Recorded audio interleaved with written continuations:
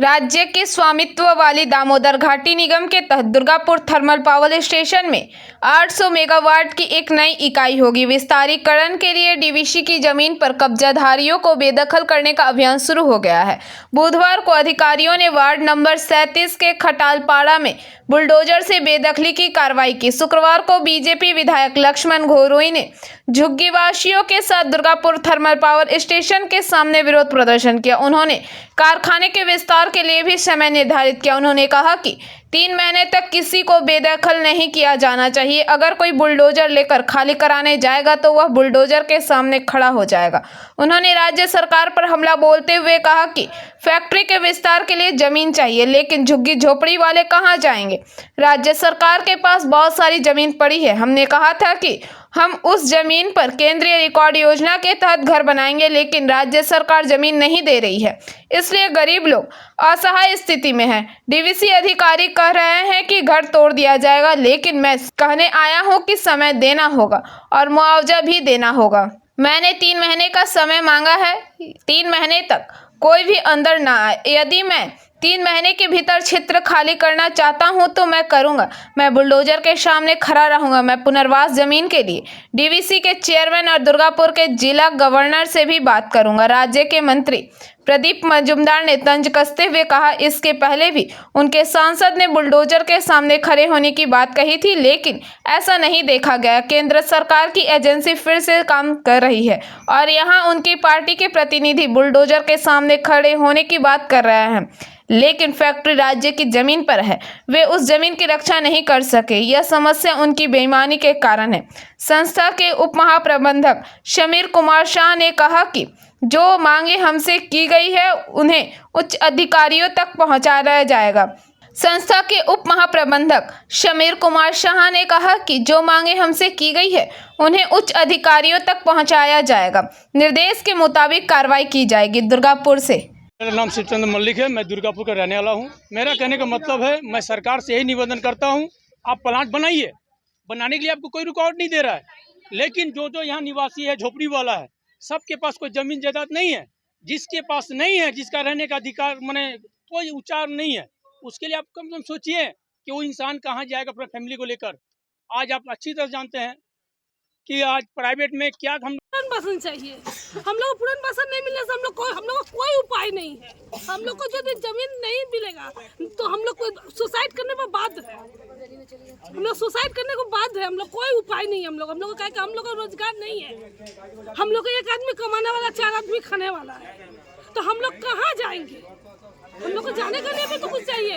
हमको यदि कुछ बोल रहे हैं तो ठीक। আমাদের এত বস্তিবাসী কোথায় যাবে? আপনারা সবাই ভোট নিয়ে কাউন্সিলর হয়েছেন, নেতা হয়েছেন, এমএলএ হয়েছেন, সাংসদ হয়েছেন, মন্ত্রী হয়েছেন। আজ এই মানুষগুলোকে আপনারা চিনছেন না। আর আজকে ডিজিএম যদি আমাদের বলে দেয় যে তোমাদের পুনর্বাসন দেব না, তাহলে কালকে আমরা সবাই মিলে আমাদের মাননীয় মুখ্যমন্ত্রী অন্নপূর্ণা দেবী মা মমতা ব্যানার্জির কাছে সমস্ত বস্তিবাসী মিলে গিয়ে যাব, বলবো মা আমাদের ব্যবস্থা করুন। আমাদের আশা ভরসা আছে যে উনি আমাদের গরিব মানুষদেরকে অবশ্যই দেখবে। যদি না দেখেন তাহলে আগামী দিনে আমাদের চাকরি নেই, বাড়ি নেই, আমাদের ছেলে স্বামীর কারো চাকরি নেই।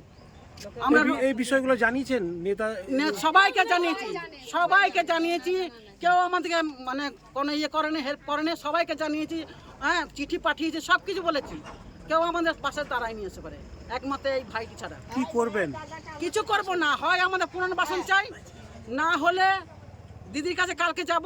দিদি কি ব্যবস্থা নিচ্ছে দেখবো, কি ব্যবস্থা নিচ্ছে না নিচ্ছে সেটা দেখবো। দেখার পরে ডিসিশন করবো আমরা।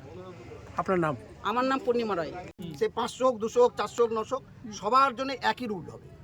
কারো বেছে কুচে কিছু হবে না, ঠিক আছে?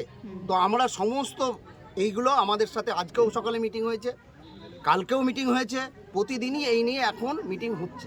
কারণ এখন আমাদের সময় হয়ে গেছে যে এবার আমাদের প্ল্যানটা তৈরি করতে হবে। আমরা প্রথমেই তৈরি করছি আন্ডারপাস। হ্যাঁ, আরেকটা ব্যাপার বলি, এই আপনারা যেটা বলছেন না যে প্ল্যান্টের কাজ তো শুরু হয়নি, প্ল্যান্টের ক্লিয়ারেন্স পেতে গেলে আগে আমাদের টোটাল সবকিছু ভেঙে ছবি তুলে পাঠালে তবে মিনিস্ট্রি থেকে ক্লিয়ারেন্স দেবে।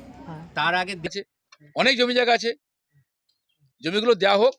আমার দায়িত্ব হচ্ছে মোদী সরকারের পক্ষ থেকে, বিজেপির পক্ষ থেকে, কেন্দ্র সরকারের পক্ষ থেকে, এজ এ বিধায়ক হিসাবে আমরা যে গরিব মানুষগুলোকে বাড়ি বানিয়ে দেবো। জায়গা দেবে রাজ্য সরকার, কিন্তু এখন জায়গা দাঁড়িয়েছে জায়গা দিচ্ছে না, আর জায়গা না দেওয়ার ফলে এই গরিব মানুষগুলো অসুস্থ আছে। এখানকার করতে বলছে ঘর ভেঙে দেওয়া হবে।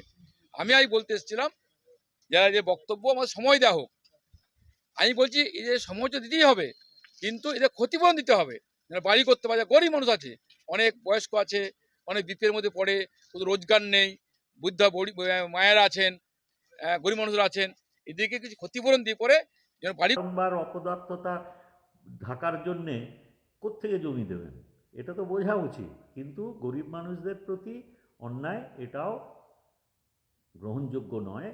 আমরা রাজ্য সরকারের থেকে যেখানেই কোনো উন্নয়ন কল্পে কোনো আমাদের যে প্রকল্প যদি এরকম হয় যেখানে কোনো মানুষকে সরাতে হবে, আমরা স্থানান্তরিত করি, সেটা রাজ্য সরকারের দায়। এটা তো কেন্দ্রীয় সরকার রাজ্য সরকারের জমি নিয়ে প্রয়োজনের বেশি জমি তারা রক্ষা করতে পারেননি, দিয়েছিলেন রাজ্য। निमाई दास की रिपोर्ट, PBTV न्यूज। नियमित अपडेट एवं दुनिया भर की ताज़ा खबरों के लिए हमारे फेसबुक पेज को फॉलो एवं यूट्यूब चैनल को सब्सक्राइब करें।